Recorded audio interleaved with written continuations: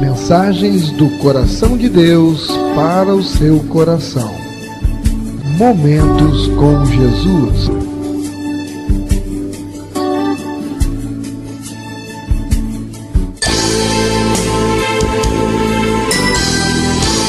Igreja Batista Novo Horizonte.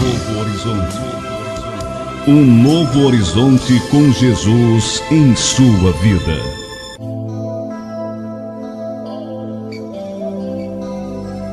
Porque a palavra de Deus é viva e eficaz, e mais cortante do que qualquer espada de dois gumes, e penetra até o ponto de dividir alma e espírito, juntas e medulas, e é apta para discernir os pensamentos e propósitos do coração. Vamos ouvir agora a mensagem da Bíblia.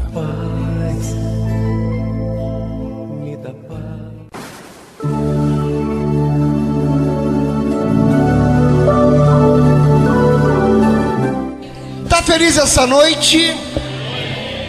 Jesus está feliz com você? Tá, nós estamos na casa dele, viemos buscá-lo. Somos pecadores, mas estamos aqui porque queremos adorar o Senhor. E é tão bom estar na casa do Pai. Olha, não tem lugar melhor para a gente estar. Melhor não tem.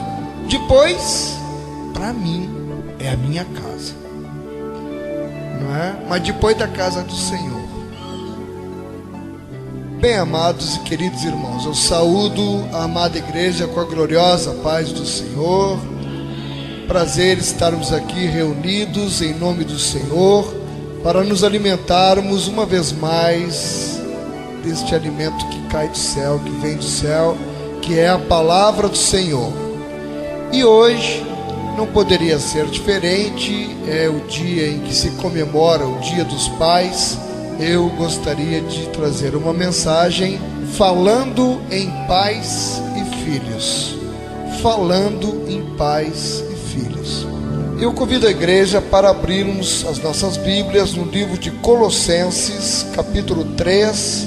Nós leremos inicialmente os versículos do 18 ao 21. Colossenses, carta aos Colossenses, capítulo 3, versos 18 ao 21. 3, do 18 ao 21, louvado seja o nome do Senhor, amém. Assim nos diz na santa e gloriosa palavra do Senhor: esposas, sede submissas ao próprio marido, como convém no Senhor. Maridos, amai vossa esposa e não a trateis com amargura. Filhos, em tudo obedecei a vossos pais, pois fazê-lo é grato diante do Senhor. Pais, não irriteis os vossos filhos, para que não fiquem desanimados. Louvado seja o nome do Senhor. Poderoso Deus e amado Pai, nós te louvamos, Senhor, te agradecendo por mais este dia que o Senhor acrescentou às nossas vidas, nos dando assim, Senhor, a oportunidade de crescermos um pouco mais nessa escalada espiritual rumo à eternidade com Jesus. Pai, nesta noite nós te somos gratos pela vida daqueles pais terrenos que o Senhor proveu para cada um de nós. Com certeza, cada um de nós teve um pai, teve uma mãe, e nós te somos gratos porque através destes seres humanos o Senhor nos deu o dom da vida e colocou esse pai e esta mãe ao nosso lado com a obrigação, com o dever de nos cuidar, de nos ensinar.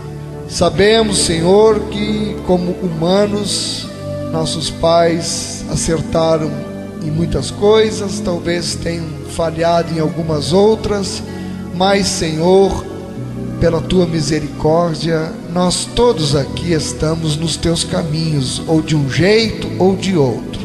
Abençoa, Senhor, aqueles pais que souberam nos colocar nos teus caminhos, e abençoa mais ainda, Senhor, aqueles pais que ainda não encontraram o teu caminho.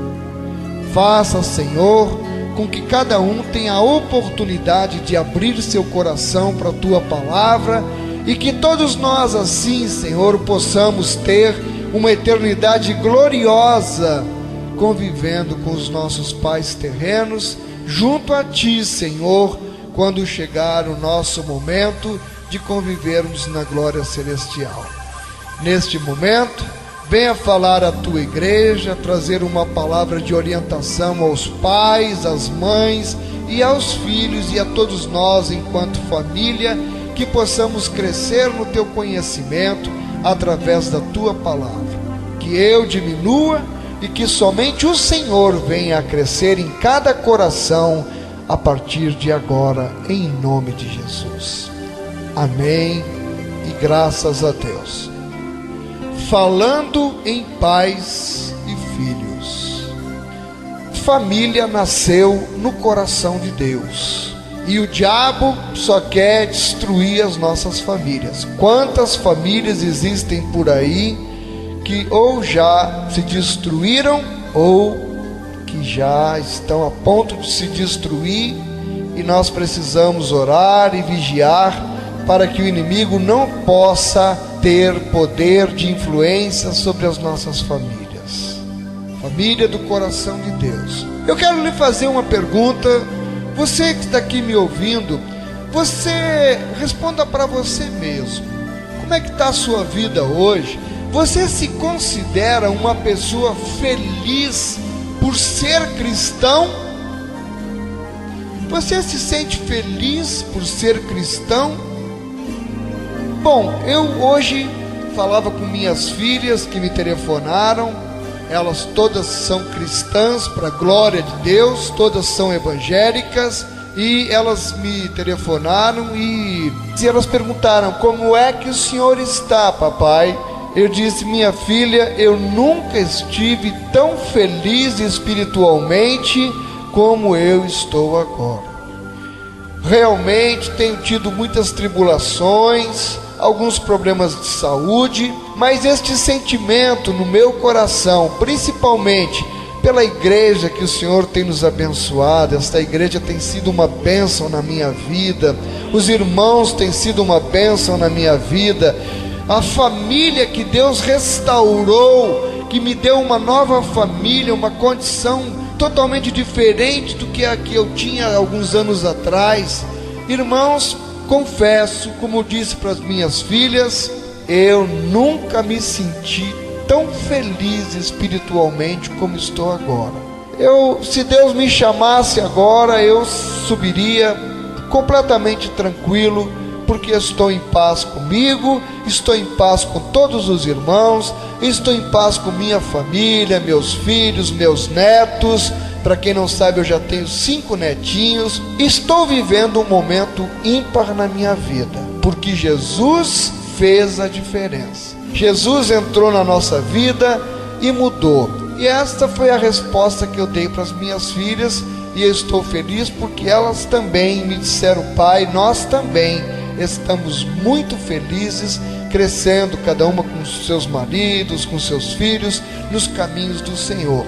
Irmãos, não existe um momento, eu creio, mais bonito na vida de um pai do que ele poder contemplar a obra de Deus sendo realizada e você dizer: eu e minha casa servimos ao Senhor. Você poder dizer: até aqui nos ajudou o Senhor.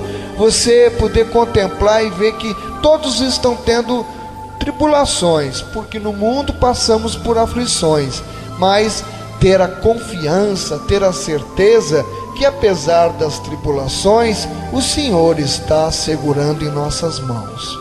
Então, por que temer o amanhã? Por que temer o mar? Por que temer a tempestade? Por que temer o mal? Por que temer os problemas, as dificuldades e as muralhas?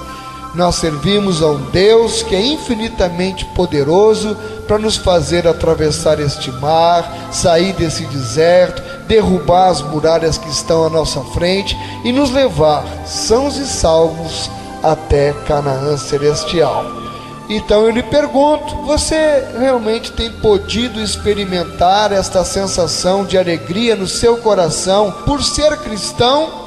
Você sente alegria quando você compara a sua casa com a casa do seu vizinho, achando que a sua casa comparada com a do vizinho, a sua casa é uma bênção porque ela é diferente da casa do vizinho, porque você é um cristão? Pense bem.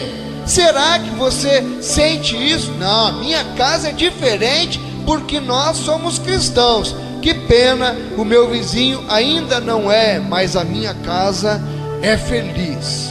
Vamos ver se você tem razões realmente para se sentir assim. Nós sabemos que a família, ela é, queridos, um projeto divino que começou exatamente lá no Jardim do Éden, com a criação de Adão e Eva.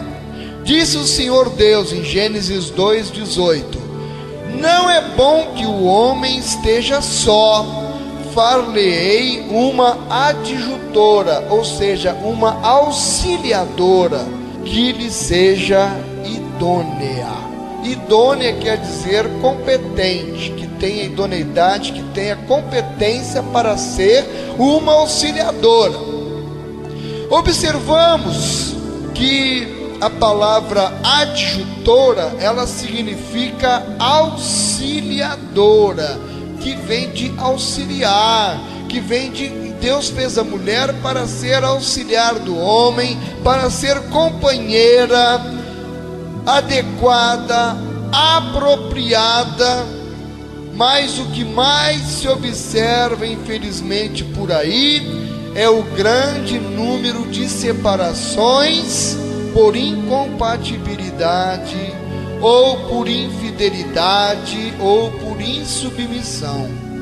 E onde, queridos, eu pergunto, está a causa de tantas famílias ou já estarem destruídas ou estarem à beira da destruição?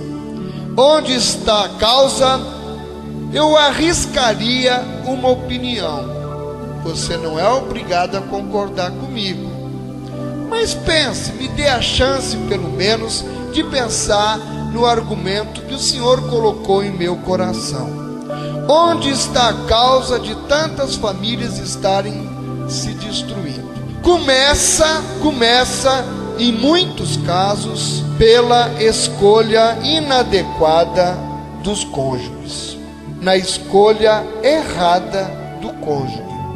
Nós observamos, ao mesmo tempo que vemos famílias se separando por infidelidade, por insubmissão, nós constatamos também filhos rebeldes que não obedecem aos pais.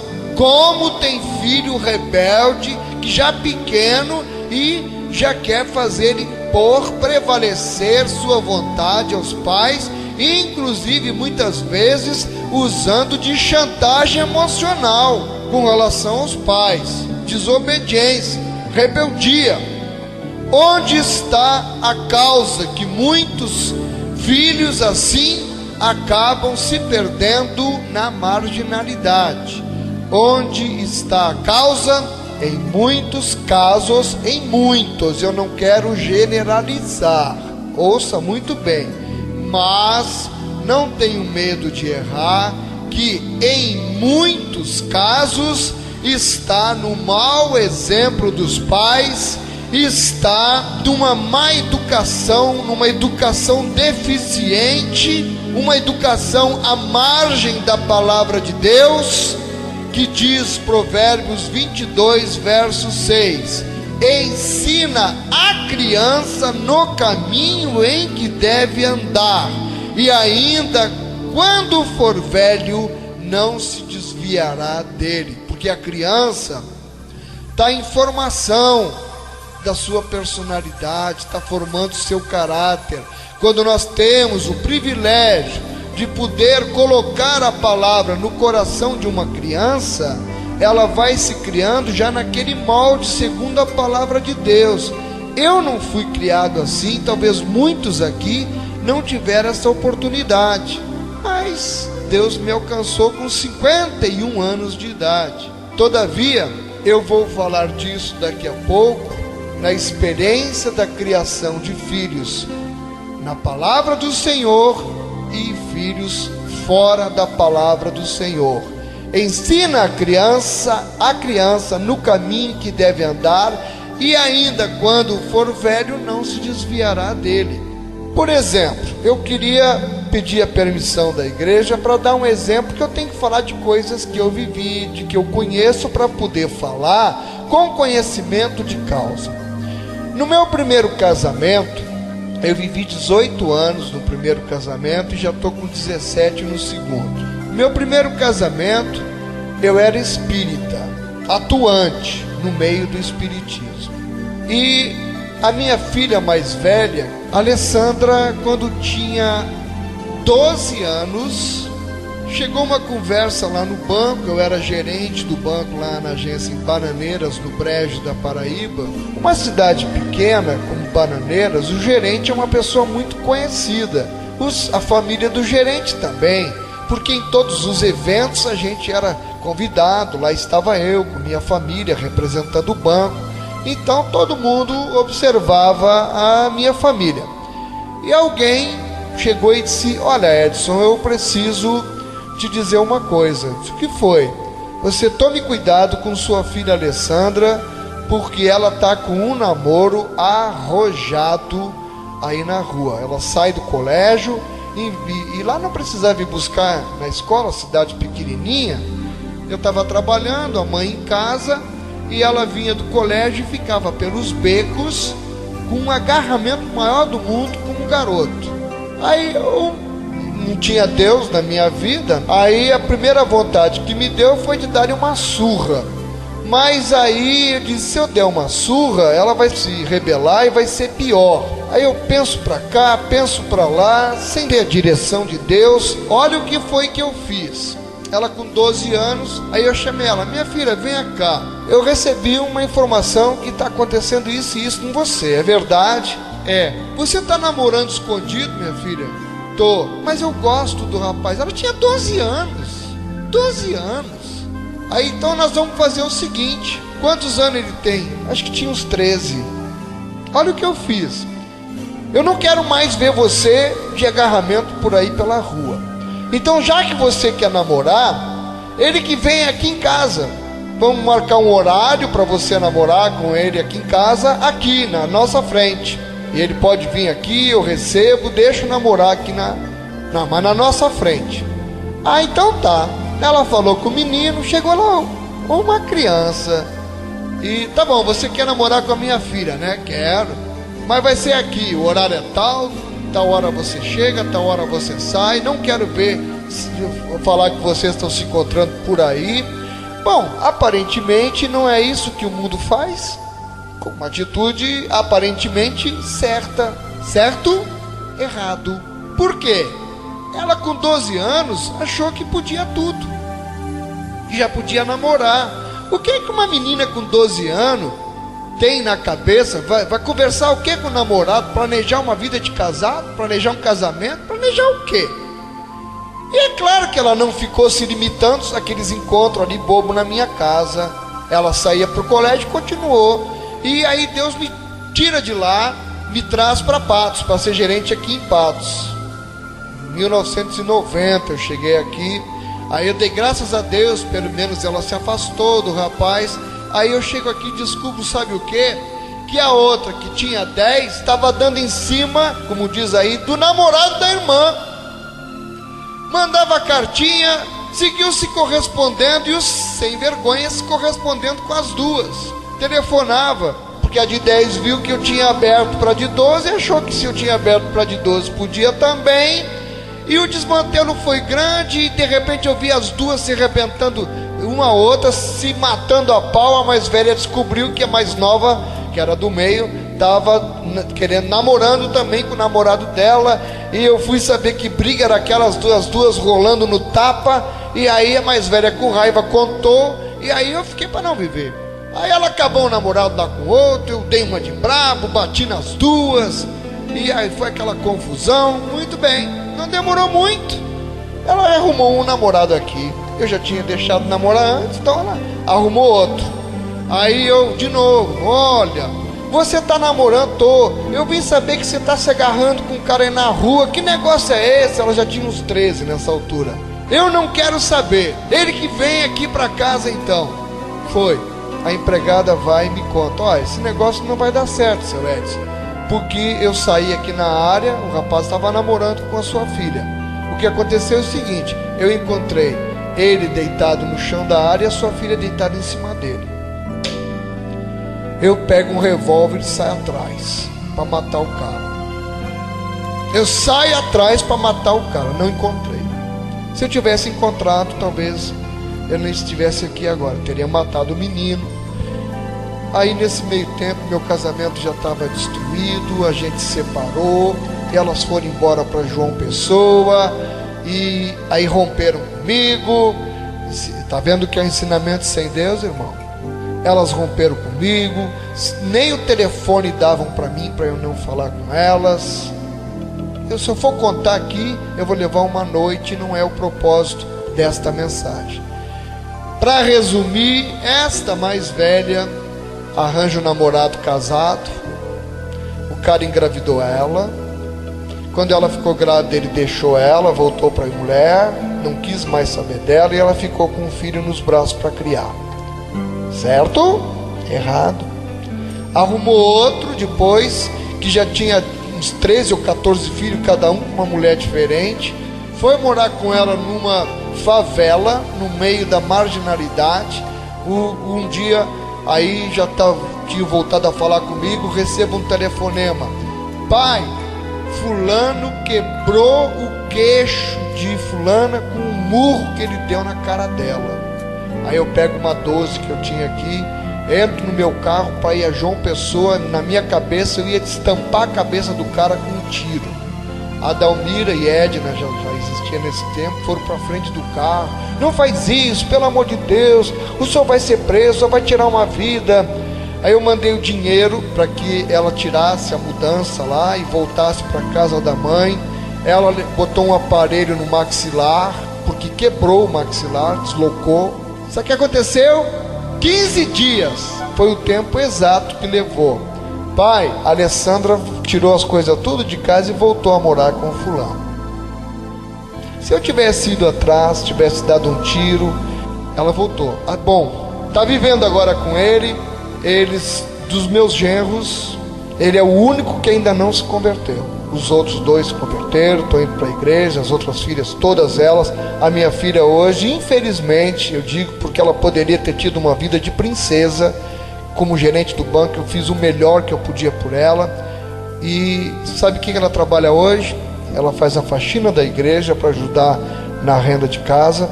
Ela lava roupa para fora para ajudar na renda de casa. Ela faz limpeza nas casas para ajudar na renda de casa. E o marido, todo o dinheiro que ganha, gasta com bebida, com mulher e com jogo. Segundo casamento, 3 vezes deixo a Dalmira, por causa que ela se tornou crente. Mas comecei, finalmente, a abrir meu coração. Aos 51 anos de idade, fui estudar no seminário. Terminei o ano passado, com a glória de Deus. Já velho, cabelinho branco, era um dos mais velhos lá dentro do seminário. Mas eu tenho visto a glória de Deus na minha vida, porque a diferença da criação dos meus filhos é da água para o vinho. Eu vou contar. Há poucos dias atrás, aconteceu o seguinte: Edna trabalhando na loja e um telefone para ela. Alguém se dizendo crente, que nós sabemos agora quem é, dando telefonemas anônimos e cercando a menina com galanteios, e ela, irada, desligava o telefone e aquilo imediatamente ela nos contou. E eu disse: vamos observar se vai continuar. Continuou. E ela contava pra gente: olha, ele tá ligando e eu tô desligando o telefone. Eu digo: vamos fazer o seguinte, contratei um Bina para identificar a chamada. Contratei um Bina e não deu outra. No dia seguinte ele ligou. Corri para o Bina para ver o número que ele ligou para ela. Ela atendeu e disse: olha, você não me ligue mais em nome de Jesus. Desligou o telefone, mas eu já tinha segurado o Bina. Na mesma hora eu peguei o celular, que é outro número, né? E liguei para o número que estava no Bina. Liguei para o número. O rapaz lá atendeu, o dono do telefone tinha emprestado para o outro. Aí eu tive uma conversa educada, me identifiquei, o rapaz me conhece. Eu disse: foi você que ligou? Ele disse: não, foi o fulano. Ele me pediu o telefone emprestado e eu não sabia que ele estava ligando, era para sua casa. Eu digo: então faz o seguinte, chama ele aí. Não, ele não quer falar com o senhor. Tá bom, diga o seguinte para ele, que ele não ligue mais para minha casa, que ele respeite a minha família e tudo vai ficar bem. Agora, em nome de Jesus, ele não ligue mais para minha casa. Desapareça. Edna já vai fazer 16 anos. Diferentemente, para a glória de Deus, eu faço essas duas comparações e essa ilustração, porque das minhas outras filhas, nenhuma conseguiu fazer o vestibular. Só uma conseguiu a muito custo terminar o 2º grau. Está tudo casado, lutando pela vida lá, resolvendo os problemas, com os maridos que deram muito trabalho, já com filhos, não puderam mais estudar. Uma trabalha numa loja de empregada, a outra trabalha de vendedora de produto alimentício. Passam muito trabalho. Eu não posso fazer mais nada. Está tudo casada. Mas veja bem, eu estou podendo sonhar com Deus um futuro diferente para as duas filhas que agora estão aqui na casa do Senhor. Edna, para a glória de Deus, esse ano já vai fazer o PS1, pretende fazer direito, e eu estou orando que a gente tenha condições de pagar a faculdade para ela. E negócio de namoro, tá, pelo menos na conversa, está longe. Ela vai cuidar primeiro de construir uma independência na vida dela. Quando ela já estiver formada como advogada, o plano dela é fazer um concurso para ser promotora e fazer um concurso para ser juiz. Ela, espero eu, meu sonho, que ela esteja convivendo num meio como este, né, de pessoas de Deus. Enfim, ela já está com a estrutura dela feita, porque ela tem que ter nela essa estrutura para não depender de homem nenhum. E aí Deus vai colocar uma pessoa na vida dela. Eu quero profetizar isso em nome de Jesus, profetizar bênção. Então, tenho certeza, ensinar o caminho de Deus para a criança vai fazer a diferença no futuro, porque ela diz: quando for velho não se desviará dele. Bem, o que eu posso fazer é isso, é ensinar a palavra. Eu não posso viver a vida dela, mas eu tenho que colocar Jesus no coração, para que ela mesma, quando receber um outro telefonema desses, ela dizer: olha, você vai cuidar da sua vida, me respeite, não me ligue mais. Porque tem outras que recebem: quem é, hein? Sim, você acha linda a minha voz? Onde é que você me conhece? Não é assim que faz? É o jogo da sedução. Pela internet os caras estão labiando as meninas aí tudinho, se fazendo passar por jovenzinhos, são pedófilos. Dá uma desgraça. E agora, só Deus, só a palavra de Deus para livrar uma menina como essa, bonita, de não cair na lábia de um sem vergonha. Só Deus, minha filha, na tua vida. Ainda bem que você está seguindo seus pais para o caminho de Deus. Siga nesse caminho, porque você mais tarde não vai se arrepender, em nome de Jesus. Então, queridos, nós estávamos vendo esse meu exemplo. E por que é que as pessoas acabam se casando errado? Por que que elas escolhem a pessoa inadequada? Vamos ver. Nós podemos ver hoje em dia claramente o que se chama de a falência da família. A instituição familiar está falida, você concorda? Nós estamos vendo a falência da família.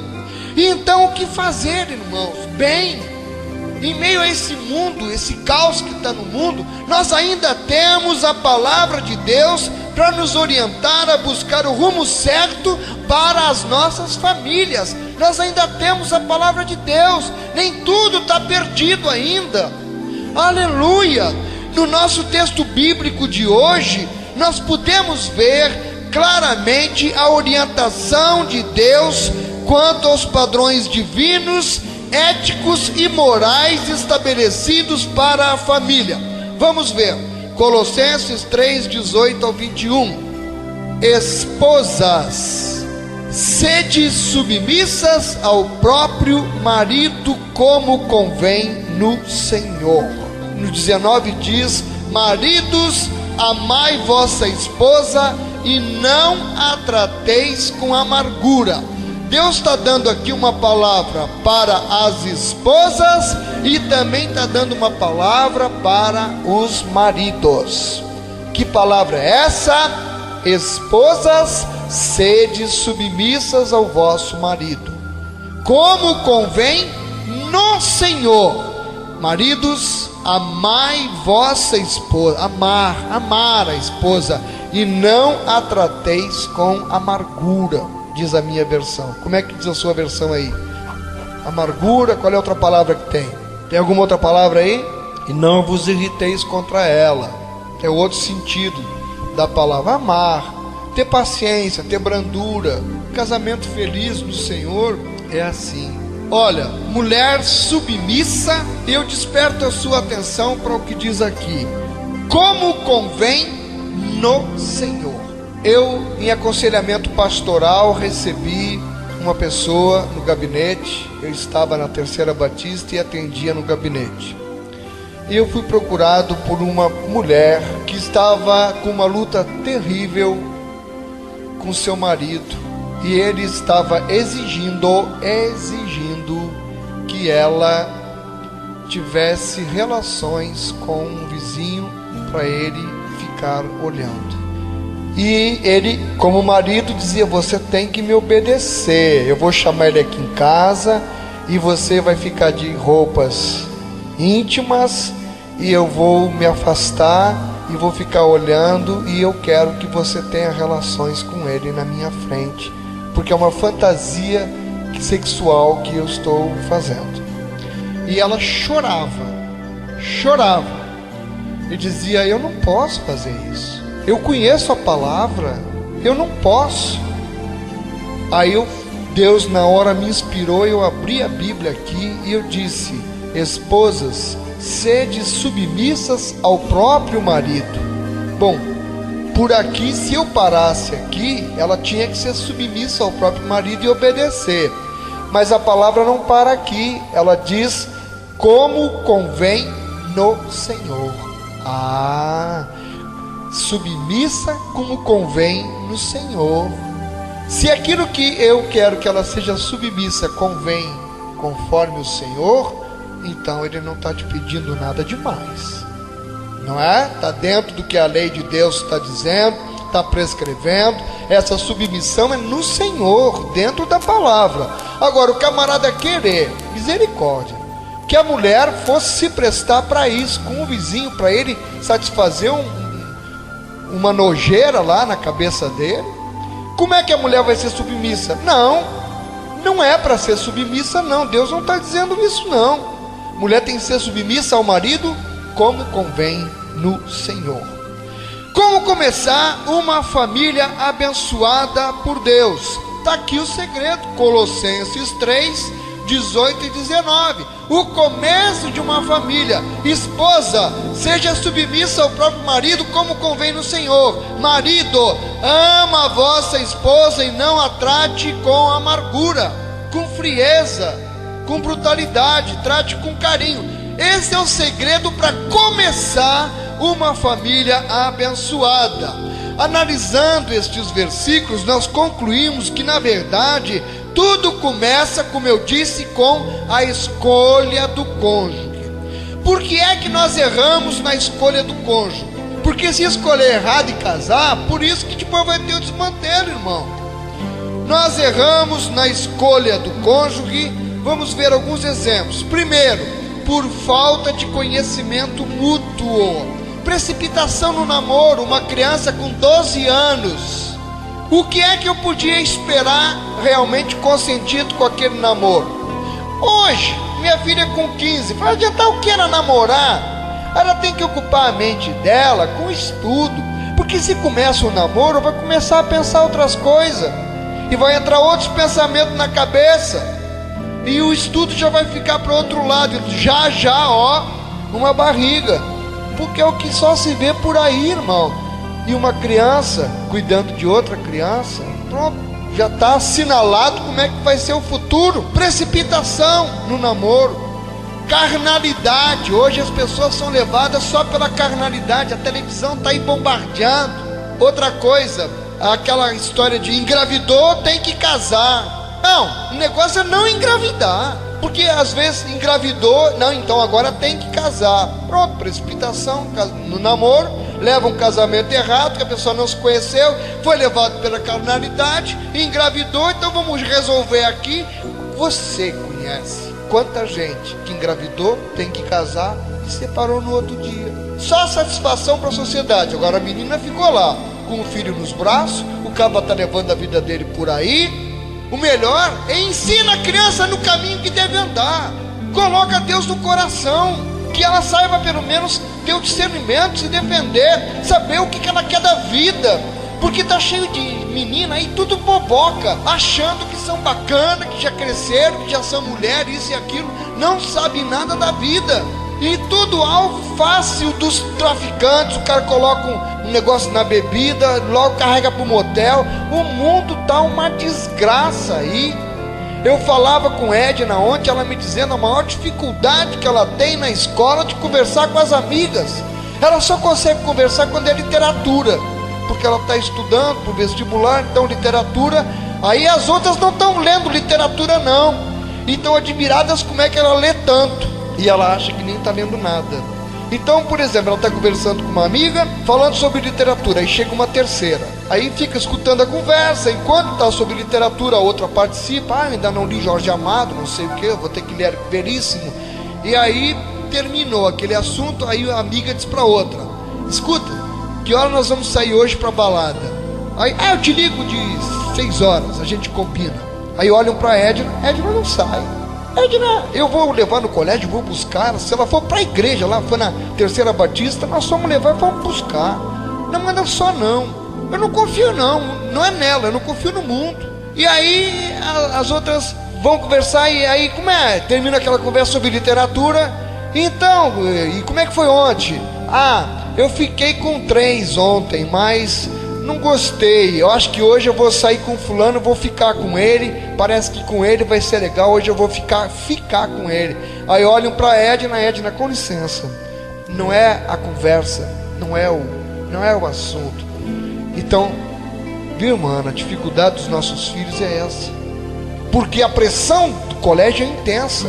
E mais nós que somos pais de crianças que estão sendo ensinadas no caminho da palavra, mais atento a gente tem que estar para estar mais junto dos filhos o tempo inteiro, porque o cão fica na volta tentando qualquer coisinha, olha, acabou, irmão, porque é uma pressão natural. Eles estão numa idade difícil, idade da adolescência, e começam os outros lá a chamar para isso, chamar para aquilo, e eles começam a se revoltar e achar que a minha vida não está com nada, é só igreja, é só isso, só aquilo, os outros é que são felizes e eu não sou. E nessa hora a gente tem que compensar em casa com muito amor, pulso firme, mas muito amor.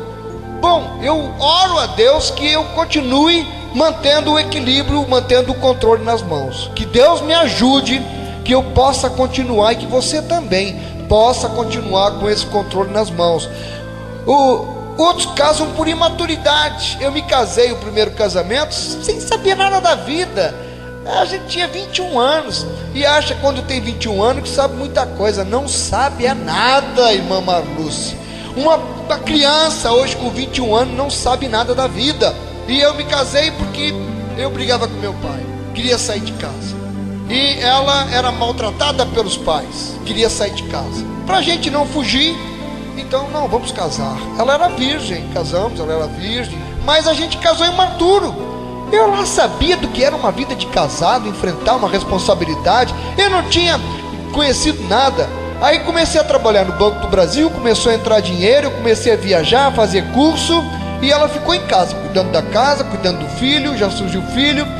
E a vida dela transformou-se só naquele mundo ali dentro de casa, e eu viajando, passando 1 mês fora, 2 meses fora, 4 meses fora, e tô me arrumar namorada por aí vicia. E aí meu casamento, claro que não tinha mais graça, as outras sempre eram mais interessantes, E aí o cara vicia naquilo ali e a vida virou um inferno. Casamento, como foi errado, não foi a escolha errada, imaturidade, porque e ainda durou 18 anos. Outros, foi o caso, fuga, né? Fugir de casa, eu quero fugir do domínio dos meus pais. Insegurança, influência de terceiro, expectativas não realistas, projeta o ideal e casa com o real. Que isso? No namoro, a pessoa fantasia muito, né? Encontrei agora essa pessoa com essa conversa, delicado, é gentil, para pegar, né? O cara faz de tudo e ela projeta ali naquela pessoa uma pessoa ideal. Ela está vivendo um sonho, que ela está convivendo com uma pessoa que não é real, é o fruto da projeção da mente dela, o que ela sonhava com o homem ideal, ou o cara sonha com a mulher ideal. Ela é perfeita, ela é isso, ela é bonita, mas só aquilo, só na mente. Projeta, namora com o irreal, mas casa com o real, porque não tem ninguém perfeito. E depois que casou, o real se manifesta. E aí a pessoa começa, eu pensei que eu tinha casado com uma princesa e ela é uma bruxa. E a mulher diz, e eu pensei que tinha casado com um príncipe e ele é um sapo. E aí está o sapo casado com a bruxa. E é claro, os dois criaram expectativas irreais, casamento destruído, está cheio, por conta disso, imaturidade, não é?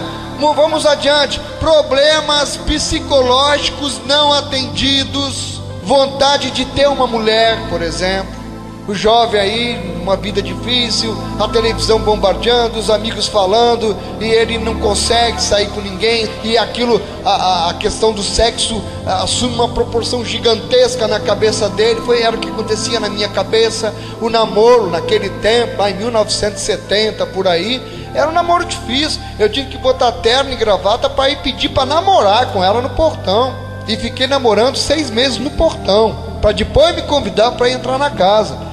Então, você está naquela idade que os hormônios estão a 1000. Então, cara, eu quero uma mulher, preciso de uma mulher, preciso de uma mulher. E a mulher também, de repente, os hormônios estão crescendo. Eu preciso ter.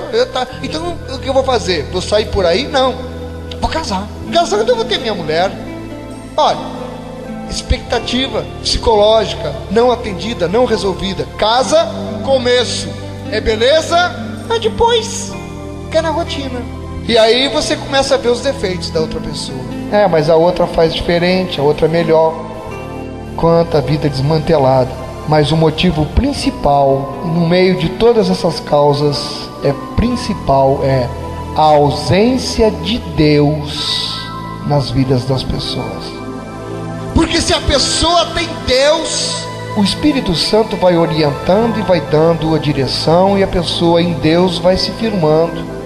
Você vê um casal na igreja, é bonito. Se o namoro está sendo no Senhor, é um namoro abençoado. Com certeza você vai ter um casamento abençoado, uma família abençoada. Às vezes a gente tem tanto trauma que vem trazendo da vida. Temos que olhar esses traumas que tivemos no passado. Meus pais quase se separaram 1 milhão de vezes. Eu vivia no inferno dentro de casa.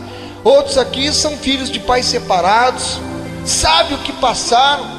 Mas quando Deus entra na vida da gente, muda tudo. Não deixe agora o diabo tirar isso de você. Não deixe o diabo fazer com a tua próxima família o que ele fez com a tua família anterior. Ouviu, irmão? Procure ter um casamento com Deus. Procure ter Deus no meio do teu casamento. O diabo tem tentado contra a vida de vocês, mas ele é um derrotado em nome de Jesus. E Deus tem vitória para nós. A família nasceu no coração de Deus. O que ficou para trás está no mar do esquecimento. Deus já perdoou. Olhe para frente e construa agora uma família nos moldes do Senhor. Se não observarmos cada um desses itens com detalhes, nós correremos o risco de não sermos felizes e de caminharmos, infelizmente, para a separação, destruindo assim mais uma família. Em Gênesis 12, verso 3, Deus disse para Abraão: em ti serão benditas todas as famílias da terra. Isso tem um sentido muito profundo, porque porque a partir de Abraão, ele iria criar o povo separado, o povo de Deus, e naquele povo, as famílias que fizessem parte daquele povo de Deus, a família que tem Deus, a família que faz parte do povo de Deus, é uma família abençoada. Em ti serão benditas todas as famílias da terra. Em ti, através de ti, Abraão, nós fazemos parte da família de Deus. Deus não quer a nossa infelicidade. Abraão era um homem correto, Abraão serviu o Senhor, e esta promessa é para os que são retos e para os que servem ao Senhor. Em ti serão benditas todas as famílias da terra. Ou seja, os que como Abraão forem fiéis e me servirem, serão benditos. Bem, nós temos aqui um casal abençoado então, mas ainda não basta, ainda não basta. É necessário que, além de servos do Senhor, o casal se importe com a educação dos filhos. Caso contrário, nós teremos um casal abençoado e uma família com filhos abandonados. Não adianta o casal ser abençoado se os filhos estão abandonados. Olha a responsabilidade. Quais os padrões bíblicos para uma boa educação e formação do caráter? Está no nosso texto, Colossenses, capítulo 3, os versos 20 e 21. Filhos, em tudo obedecei a vossos pais, pois fazê-lo é grato diante do Senhor. Conselho para os filhos agora, esse é o padrão de Deus, que os filhos sejam obedientes aos pais, porque isto é grato, agrada, é agradável que os filhos sejam obedientes aos pais perante o Senhor, amém?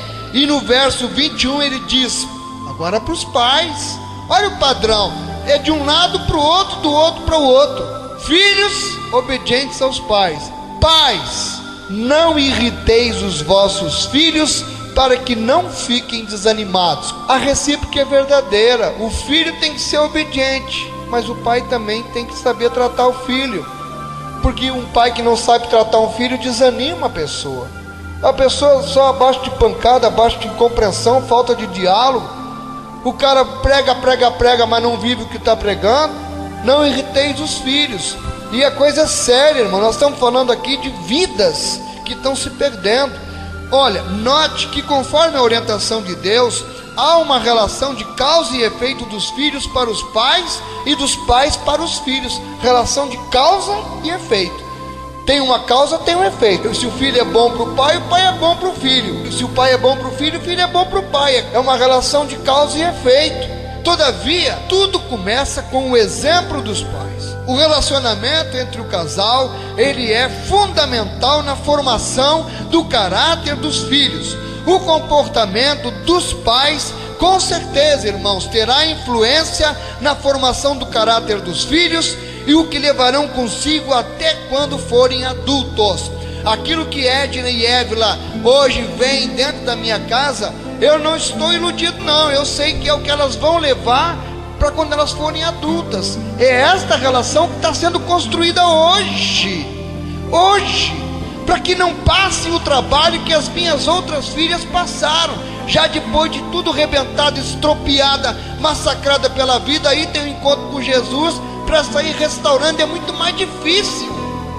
Hoje o exemplo lá em casa tem que ser dado, porque eu sei que é esse tipo de vida que nós estamos levando. Eu creio, oh Senhor, eu creio na tua palavra, que minhas filhas terão uma vida também assim, feliz e abençoada, em nome de Jesus. Eu quero o melhor para meus filhos, gente. Eles são herança do Senhor, não me pertencem, pertencem ao Senhor. Eu sou apenas o guarda deles para o Senhor. Quando eu chegar lá, eu vou ter que prestar conta para Deus o que foi que eu fiz com os filhos que Ele me confiou. Eu quero dizer, estão aqui, Senhor, todos estão salvos, aleluia, glória a Deus. E eu pergunto, que exemplo nós temos dado aos nossos filhos com relação à ética, à moral e à espiritualidade? Quantos já não observaram uma criança colocando em seus pés os sapatos ou as sandálias dos pais e caminharem pela casa. Ontem nós tivemos um show artístico lá em casa. Primeiro veio Evelinha com o sapato da mãe, o vestido da mãe. Lá vinha ela com um pano na cabeça, eu não sei o que era, toda enfeitada de Adalmira. Vinha ela lá sorridente, sapato da mãe, o pezinho dela, vinha ela vestida de Adalmira. Nós rimos, achamos engraçado. Ela demorou um pouco, daí a pouco vinha ela com os meus sapatos, a minha calça do terno, paletó, gravata, o cinto da calça arrastava no chão, e lá veio ela vestida de Edson. Interessante. Estou contando isso porque isso tem um sentido, um significado muito profundo. Se ela se vestiu como a mãe, se vestiu como eu, ela está observando a nossa vida. E se ela se vestiu, ela está querendo provavelmente nos imitar. Ela está querendo ser como a gente. Você vê a importância do exemplo dentro de casa? Qual é o exemplo que eu dava antes, irmão? Só ia dormir bêbado. Nunca vi uma filha minha se vestir com as minhas roupas. O exemplo que eu dava era só adulterar, maltratar, brigar com a mãe. Difícil. Desde pequeninos, as crianças já vão trilhando os passos dos pais. Os filhos imitam os pais. Os filhos imitam os pais. Por mais simples e pequenas que forem as nossas atitudes, os nossos filhos estarão vendo, ouvindo e absorvendo, e consequentemente tendo estas atitudes como base na formação do seu caráter. Você entendeu? Tem um par de anteninhas ligado dentro de casa, vendo, ouvindo e absorvendo o que você está fazendo. Se o que você está produzindo perante seu filho é bom, ele está absorvendo. Se é ruim, pode ter certeza, ele está absorvendo também. Uma irmã me contava esses dias, dizia para a criança, o pai, beber, cair, e a mãe dizia, não meu filho, beber e cair é muito ruim, olha ali na televisão, aquele acidente deu ali porque a pessoa bebeu, e ó, o que aconteceu? Aí o filho vai e diz assim, papai, beber até cair não é bom, porque mata. E assim vai, luta, às vezes um casal, que o pai não é convertido e a mãe é, aí que a luta é redobrada, mas tem vitória, tem vitória, tem vitória. Se a Dalmira tivesse desistido de mim, eu não estaria aqui hoje contando vitória, ela seria uma fracassada, uma derrotada. Tem vitória para a nossa vida, Deus quer o melhor para nós. Se nós não tratamos com responsabilidade as pequenas coisas, também nós não saberemos como tratar as grandes. Existe também uma grande falha dos pais, quando um chama a atenção do filho, ou então ele dá uma bronca e o outro protege e anula o efeito moral. Isso está errado. Um pai disciplinou, o outro fica quieto, não pode ir lá e desmanchar o que o outro fez. E o que é que se passa na cabecinha da criança que ainda está em formação? Ela pensa, o que eu devo fazer? Quem é que está certo? Quem é que manda mais? O papai é ruim, a mamãe é boazinha? Se eu chorar não vai mais me corrigir? Tudo que eu devo fazer então é chorar e pronto? O outro vem e me livra? Tudo estará bem e vão fazer minha vontade. E o que é que a criança faz? Bota para fazer chantagem. Sabe por quê? Irmãos, se nem os pais se entendem, como poderão educar os filhos?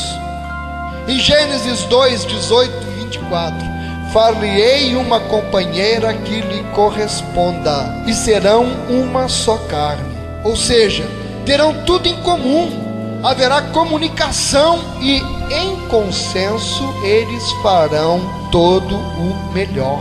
Em consenso. Se hoje nós temos adolescentes, temos jovens e até adultos problemáticos, é porque na infância eles receberam uma péssima educação e em confusão a sua personalidade foi formada.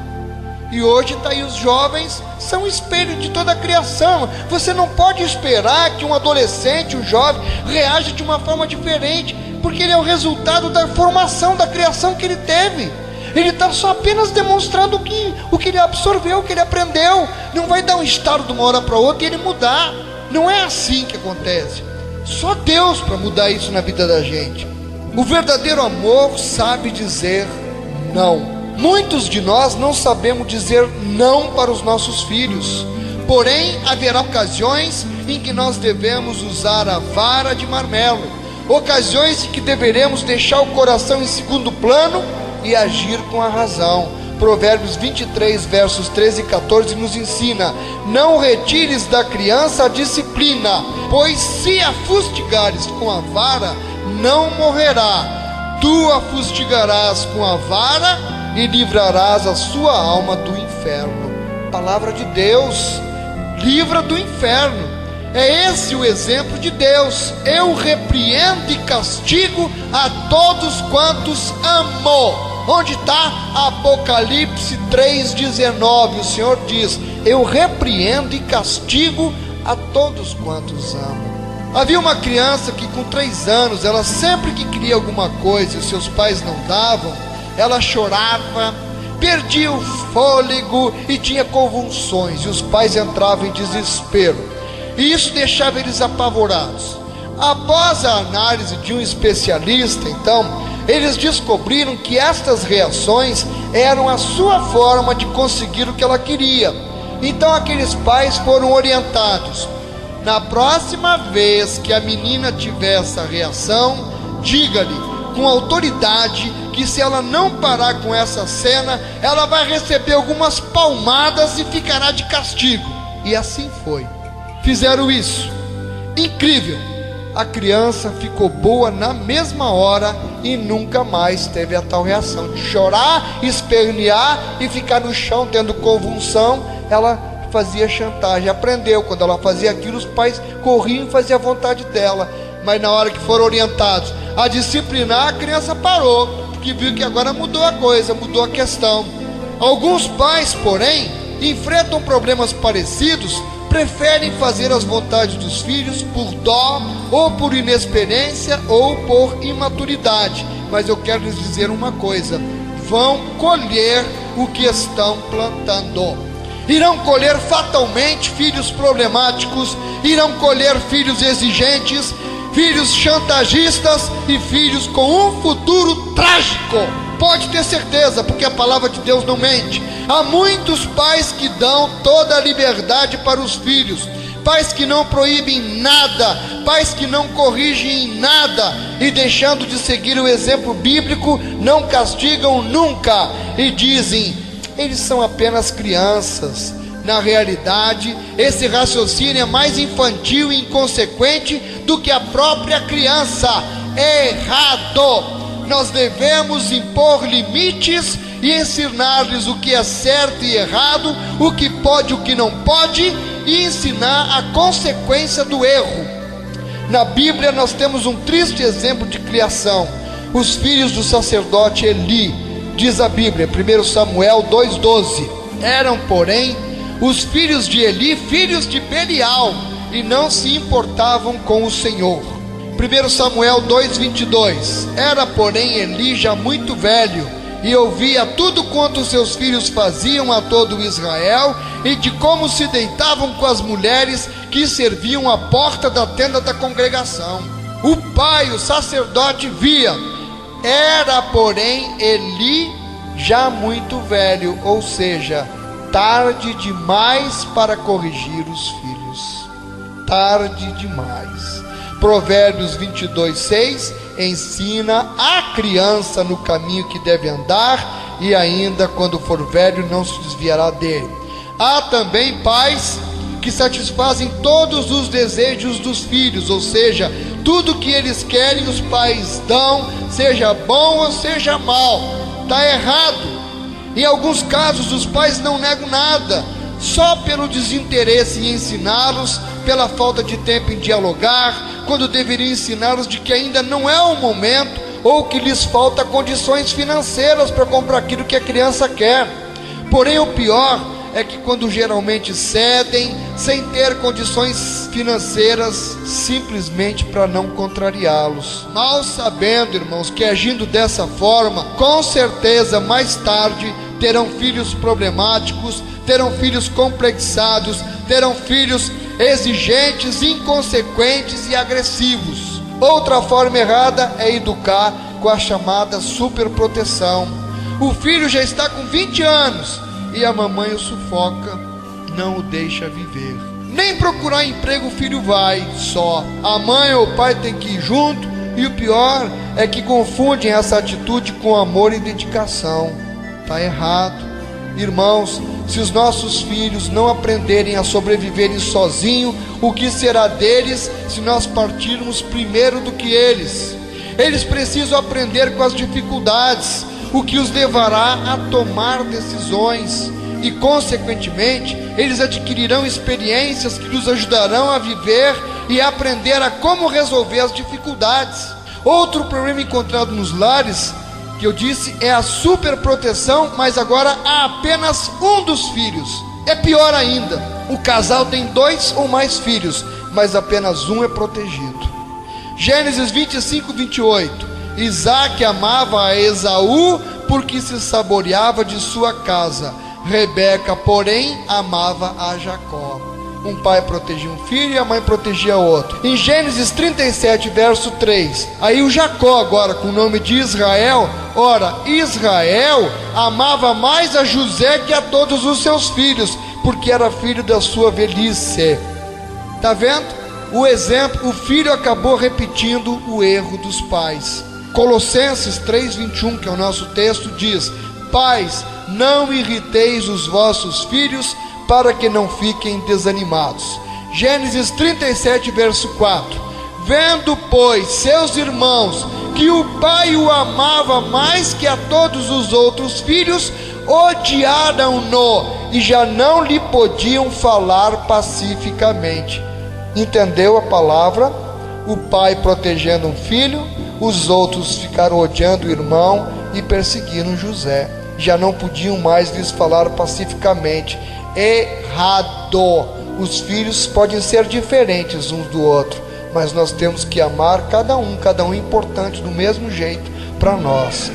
Enquanto os pais são enérgicos e até ásperos com o outro são flexíveis, são tolerantes. Queridos, nós devemos tratar os nossos filhos de igual forma, amando a todos, corrigindo todos.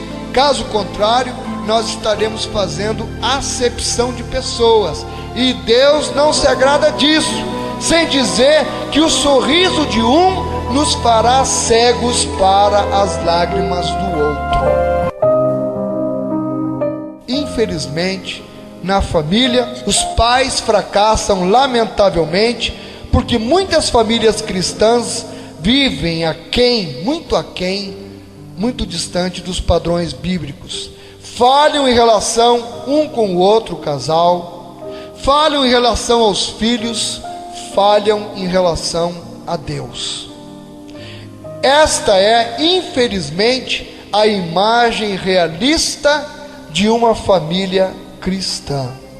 Na sequência do nosso texto de hoje, nós lemos em Colossenses 3, 23 e 24: tudo quanto fizerdes, fazei-o de todo o coração, como para o Senhor e não para os homens, cientes de que recebereis do Senhor a recompensa da herança. A Cristo, o Senhor, é que estais servindo. Por quê? Porque os filhos não nos pertencem. Salmo 127, verso 3: herança do Senhor são os filhos, o fruto do ventre, seu galardão. O fruto, o que você conseguir produzir de fruto com os seus filhos, para Deus vai ser o teu galardão, quando você estiver na presença do Senhor.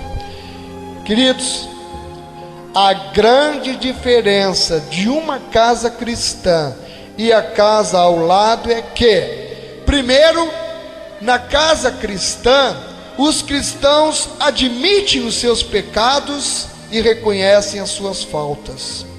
Os cristãos sabem o que fazer com os seus pecados, por terem a Bíblia como única regra de fé e prática. Os cristãos empenham-se em mudar, perdoam e pedem perdão. Não é assim? Na sua casa, meu irmão, as coisas não são assim? Pois eu preciso lhe dizer que se assim não o forem, a sua casa não tem nenhuma diferença da casa do lado. Receba a palavra em nome de Jesus. Amém.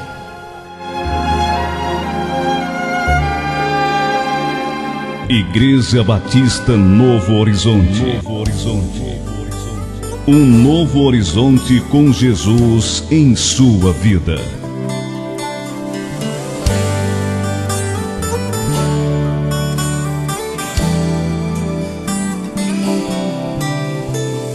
Pai nosso que estás no céu, santifica minha casa. Estabeleça o teu reino em nós, para que façamos tua vontade. Que a nossa mesa se farta de pão, que a nossa fé cresça de grão em grão. Nos cubra de santidade, sabedoria e submissão. Não deixe que nos falte o pão, fortaleça a fé em nossos corações. Que os nossos filhos te sirvam com amor, benditos sejam para a glória do Senhor. O meu maior patrimônio precisa do teu auxílio. Minha família te chama, ó vem Senhor morar comigo. A tua graça nos faz prosperar, tua palavra nos edificará. Pai nosso que estás no céu, santifica o nosso lar.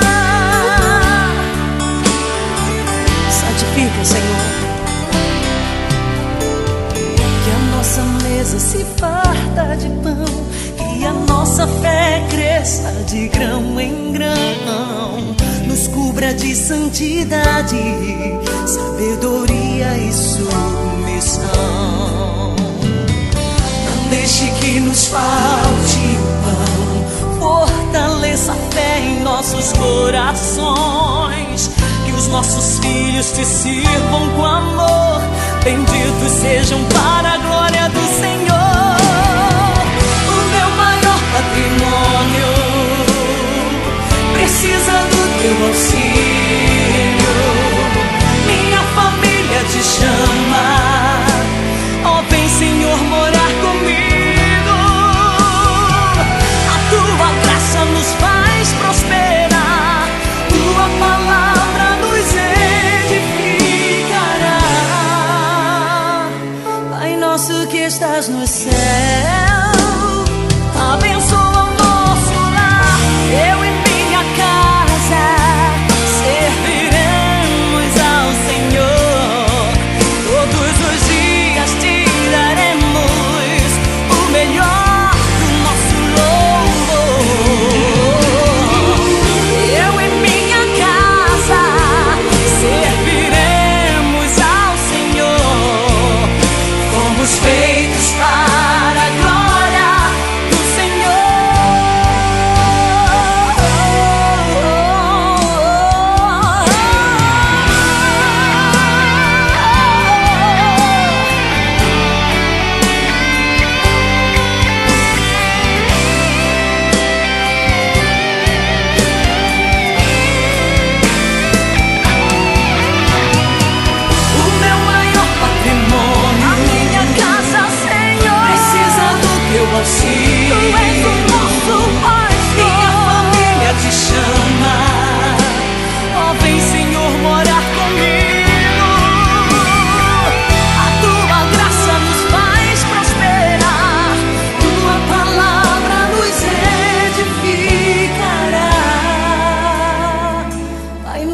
estás no céu,